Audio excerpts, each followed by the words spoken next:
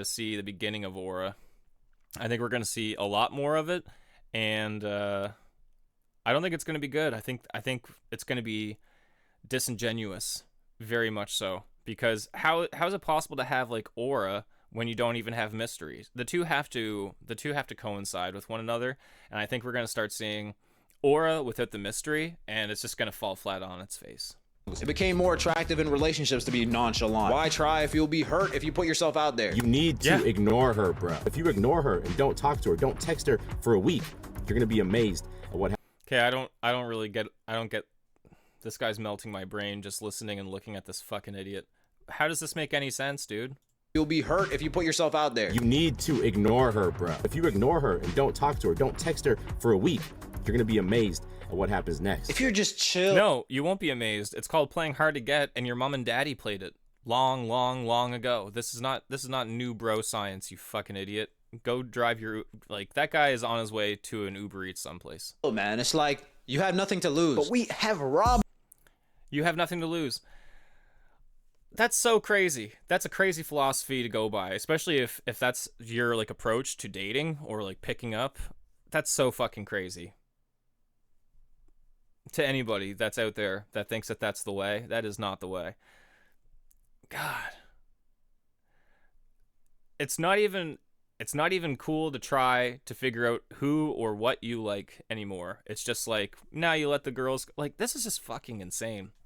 Ourselves of the joy of expressing ourselves to the fullest extent. Even right now, somebody could be like, oh my gosh, this guy's doing too much. What is he talking about? He's in these runs. I don't care.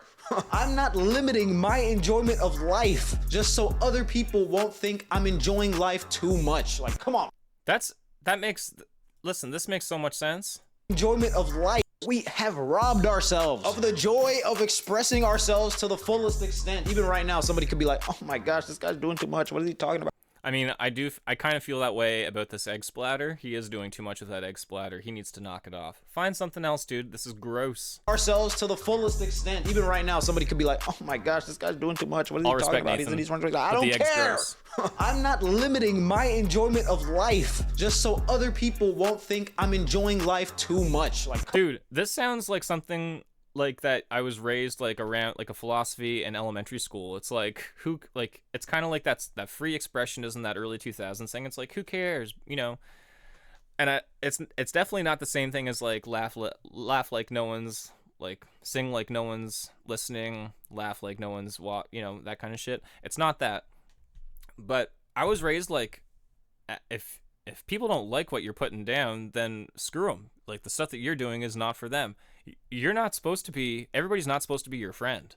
And especially on social media, I think that we have this delusion like everybody should be our follower, or like everybody is just a number, and that is not the case. The nonchalant of like trying even into the section of like friendships and stuff like that is like totally whack. Come on, y'all are not enjoying life enough for me. I'm sorry. The irony is like people would say like, go enjoy your life. Yeah, go enjoy it. You know what I mean? Like, live your life, that kind of deal. And I think that having the cameras and having the pressure of social media and stuff like that it can be debilitating for sure. Look of nonchalance takes so much effort that you might as well just try, bruh. You already are. And I think people are getting tired of this nonchalance, and we're finally seeing a shift. That's the one thing about the Grammys. I saw a lot of like actual I give a fuck. Like, a lot of these moments were really, really nice. I mean, even Kendrick, the amount of support that Kendrick had in that room, I don't think we've seen that like at an award show, maybe except for like the Oscars, but I don't think we've seen this kind of stuff in a while. You know, like, we haven't seen like real tears. We haven't seen real support between peers like we have over the past recent. And it kind of gives me hope that that trying is on the up and up, you know, and that people are starting to respect and appreciate meritocracy in its finest and most authentic form. And we're finally seeing a shift. The pendulum is swinging back. Artists are 100%. Finally putting themselves out there more and getting rewarded for it. Like, just a couple years ago, DJ Khaled was saying Tyler the Creator makes mysterious music. It's called albums that you actually hear the songs, not no mysterious shit. and you never hear it. This is one of the funniest terms because it's a mystery to me how DJ Khaled is allowed to make music. Tyler was offbeat. He was weird. It's not really the type of music that you hear at barbershops. But that's fine. Can that not exist? And now with Chromacopia, we got to see a refreshing, dope. Yeah, that's crazy because you see obviously within mainstream media there's like a cookie cutter mold and stuff like that, particularly within like the hip hop and dance club kind of stuff. Obviously there's people want to dance to a specific kind of thing, and that specific kind of thing is generally whatever is new. So when somebody like Tyler the Creator or a real artist that's not DJ Khaled comes on the scene and starts, you know, fucking shit up, obviously their peers / competitors in the club, you know, in the club mix and people that are DJing, like obviously there's going to be some contention there, and people are going to fire back at Tyler the Creator for, you know, doing things that are whack when they're truly just creative and still danceable. Rollout in a time when people announce music and it doesn't come out for months to years. The album was announced. There was real world building. The colors, the characters, the sounds were distinct. This guy's actually putting in effort, man. This is what I'm talking about. The bare minimum. That's all I need. And he sold 300K first week. His biggest album yet. More than any album DJ Khaled has ever sold. Yeah. Like, look at all the... Okay, just really quickly, that is a difference right there. That is a very, very good difference in the hip hop and R&B world, where meritocracy outruled what happened in the mainstream. Was I mean, I've never listened to a DJ Khaled song full from start to finish. I cannot say that in good conscience that I have. I have listened to probably a few Tyler Creator songs, and I'm also a fan of just what he does, whether it's a podcast or anything. But with that being said, this is a tried and true case of where the artist and the meritocracy that they brought to the table to, you know, as an artist to as a product, just beat the shit royally out of DJ Khaled. Was DJ Khaled a more popular name? Was it a more household recognizable name? Perhaps. But Tyler the Creator, despite not being that mainstream, still won out in the long run because he is a true artist and he tried with a piece of art, and DJ Khaled did not. He probably just played around on a fucking Ableton push. The pop stars of the last year, we finally got like a pop renaissance. These are all artists that have literally grinded for like 10 plus years, and that's why I feel so much more earned to see them win. Artists like Chappell Roan taking pop back to being elaborate and maximalistic. Is that a word? I don't know. Doing the most in the best way. This is what I'm talking about, bro. I need y'all. This is pop music. Y'all know where this came from. Why is everybody trying to act too cool for this? You have to be out there. You have to be interesting. Yeah, this is. I mean, I feel like we're getting. I don't want to pause on that one because I don't want YouTube to kill me. But when you think back on like pop music, especially in anywhere from 1998 onwards, really, you got Britney, you got Destiny's Child before Beyonce, folks. Before Beyonce, there was a Destiny's Child. There was a Christina Aguilera. There was a lot of spectacle going on back in the early 2000s in pop music. And I think that shit just got watered down again due to hip-hop beats becoming popular, you know, due to the rise of just, like, more online attention. And we're getting back to that spectacle section, which I really love, and I really hope that rock music will kind of dine and maybe get in and get out on that one, because it would be kind of sweet to see some, like, I don't know, maybe Greta Van Fleet will wear bondage shit next tour. Who knows because of this? Who knows? But it's nice to see that entertainment is becoming entertainment again, and people are not taking it too seriously, and that we are just here for the music. Back to that. Even with how minimalistic Brat was and the whole Brat summer movement, Charlie XCX was putting in a ton of work, bruh. People got so tired of Drake not really feeling like he's trying at all, to the point where they were rooting against. I honestly have never fallen for the Drake scheme. I honestly don't think I can say that I've listened to a full Drake. I appreciated Drake's work as Jimmy in Degrassi Junior High. That's really where me and Drake. I like Jimmy. I don't like Drake. That's just where I'm at. But one of the reasons why I really didn't like Drake is because I saw him in pretty much like every fucking barbershop, like every barbershop TV screen. I think my dog is screeching. 1 second.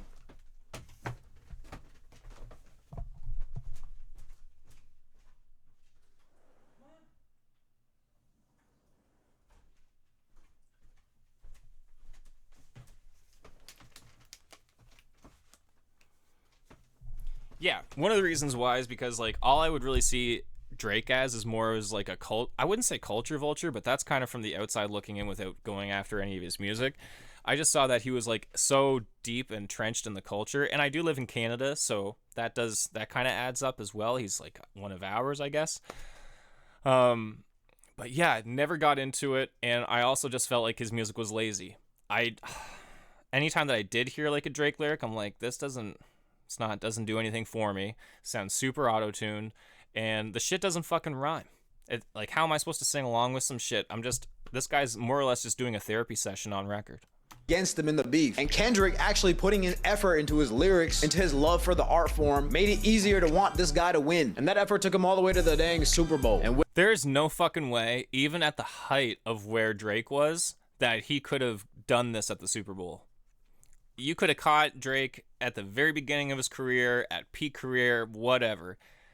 This guy does not have the talent that could have touched Kendrick's Super Bowl performance. There's just no way.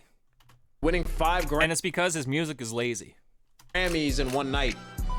People are valuing real things again. Barbenheimer got all these people to come out and watch. I'm putting out an EP right now, and I'm going to be releasing it in April. And it's my first time ever like doing everything myself on record. So I'm playing like literally 95% of the instruments except for like one pal that I called in to do some guitar stuff. And aside from that, I'm mixing, producing, and engineering the whole damn thing. And it's just 5 tracks. I'm not a doctor. I'm not a great producer, mixer, engineer, but I do know that I want my product to sound authentic. I want it to have mistakes, and I want it to sound like it is done by a real person, because there's just so much AI music and bullshit out there right now that people, I feel like as the general audience, sometimes you kind of, it's like Noel Gallagher once said, the general audience and the general public doesn't know what the fuck they want, whether it comes to fashion, whether it comes to music. Like, nobody asked for Jimi Hendrix, but they got him. Nobody asked for Oasis, but they got him. Nobody asked for Nirvana, but they got him. And I feel like sometimes, particularly right now in this, again, world of AI, some people just kind of need to be led to the water a little bit and just be like, yo, this is actually what the real thing sounds like. And you're probably going to like it a lot more than the fake thing. So 2 movies on the same day just because these Didn't 2 watch directors this movie. put in more effort than we're used to in recent big blockbusters. watch We that. went from a movie like Nacho Libre Watch looking that. like this to every $200 million blockbuster looking like this. We got snowmen! yeah. I was watching clips of Napoleon Dynamite the other day because I haven't watched the movie in a long time, since I was like a teenager. But to think that became like a mainstream hit like in the early 2000s, when actually there was quite a bit of stuff, like big productions that were happening in the 2000s. But again, like, I feel like that this is the same production value as like the 40-Year-Old Virgin, which was a huge Judd Apatow film, or even Knock It Up, which was a huge hit. But I feel like that the same kind of like video quality still here. Get that cone out of my face! The same thing. Barbie with the colorful sets, Oppenheimer with the dang scale, the epicness of the IMAX camera. They both felt like they were made by real people, not algorithms. But one thing stands in the way of all this. Now, that being said, I don't think that there was a lot of algorithms out there at the time, so. None of this is real. We're cooked. With AI, this is like the end game of no effort. This is like it doesn't really get farther than this. Like, you really just study for 8 hours when I just got ChatGPT to do it for me. You know how I know that was AI? Good use of your time, Timmy. All right, we're cooked. With AI. Look at the fucking cake. That's how I know. Of this is real. We're cooked. Watch the dog and look at the cake. The cake looks like the bottom of the 9/11 buildings. It looks like it's made from like sheetrock or something like that. With AI, this is like the end game. That doesn't even look like this is like it doesn't really get farther than this. And it actually makes me feel bad for the dog. None of this is real. We're cooked. With AI, this is like the end game of no effort. Yeah, that didn't even look like fucking cake, dude. This is like it doesn't really get farther than this. Like, you really just study for 8 hours when I just got ChatGPT to do it for me. Good use of your time, Timmy. All right, I'll see you in there. We're gonna do a little surgery on this guy, right? We're getting rid of human voices, faces, thoughts, just so we can save some time. But the best things that have ever been produced on this earth were by human beings that had to actually think, dig deep down, and come up with solutions to problems. Are we gonna just lose that part of ourselves to save some time? Probably. I think we're shifting, and I think it's gonna shift even harder because people want the real, bro. I think we're gonna fight. I think that that's totally true, and we're already seeing it, especially like in the gaming sphere right now. People are like, if anybody is out there that plays games, you've probably heard of Kingdom Come Deliverance, whether it's 1 or 2. Yeah, that is about as real as it gets. It's a very difficult game, which is one of the things that it's been lauded for. And I think that it makes a lot of sense because people have been wanting a real game for a long time. And I think that the medieval, like we've already seen, like, we've already done the Elden Ring, we've already done Oblivion, we've already done this stuff. What we haven't done is an actual realistic take in the medieval world that's actually historically based, but people are wanting this, and I think that they're wanting this in their music as well. Not by trying to beat AI, but by trying to be even more human. That's how you cut through these days. Everything feels so fake and corporate and low effort that even just caring about what you do feels different. Everyone wants to seem effortless, but the thing is, you have to try hard to get good enough at something to make it seem effortless. One of my favorite— That's the truth. Yeah, that's 110% the truth. You have to put the effort in order for it to actually look like it's effortless. And it's very apparent to me, especially within the music realm. People are looking like that they're trying, but it's fucking lip syncing. That's ultimately what it is. Favorite stories is Miles Davis improvising a film score in real time, like watching the movie, playing the trumpet in one night. The whole score is done. But that didn't happen because this guy was like, bro, let's just get this over with, bro. Let me just get in there, man. It took him thousands of hours of honing that craft to make that even possible for me to be telling you about it right now. People are just trying to skip 50 steps now and just get to the effortless part. But let's be real. You might take an L for trying. You might waste your time. You might look stupid. And that's scary. But if you actually put your all into it just because you wanted to, you can stand on that. There's more regret in hiding behind the shield of, oh, well, I didn't even try, so it's okay that it— Man, I'm actually personally so happy that I'm listening to this right now because it's given me some solid encouragement for what I'm doing with my record. failed. That inspires nobody. That produces nothing cool. Except you get to help your ego. That's it. Yeah. Is that what we're doing all this for? Is that why we're here? Nah, no. man. The reality is, we're all just scared. All right? It's fear. Is what it is. You're scared. We can't live life behind this fear, bro. And the fear is really just coming from our social media, our perception of like, what are people going to think? When if you're an artist or you're a content creator, you should really just care about like the quality of what you feel that you are putting out. Because if you feel like that it's good, then it really doesn't matter about, you know, the end result. If you're an artist and you're putting out art that you feel good about, then mission accomplished, done and dusted, on to the next. We should not be thinking about what people are really going to be thinking about our art. Our art is to be given to the people. People can pick it up or leave it. That's really up to them. But as an artist, our job is just provide quality things to people. That's it. We should not be worried about fear or numbers or logistics or opinions. That stuff is nonsense in the art world. We can't create art behind this fear. We can't have real relationships behind this fear. We can't even He's so right, and I almost like if I care enough deeply, then maybe I'll kind of expound on that. But I think that particularly this trying in the dating world as well, that's like a whole video on its own. It's like people do not care. It's so wild, and it's almost like it's so counterproductive to dating. It's like, who cares the least wins. Well, that doesn't add up to anything in a valuable relationship. read a book these days in public without somebody telling you you're not a vibe, bro. I wasn't trying to be a vibe. I was just trying to read the freaking. Post-COVID, we are starved for connection. We're starved for authenticity. That's what I'm gonna try to do here. That's what you should try to do in your everyday life. Yeah. And we can actually try to have fun on this earth instead of acting too cool to have fun. Okay? I gotta clean this up now. Gosh, thank God.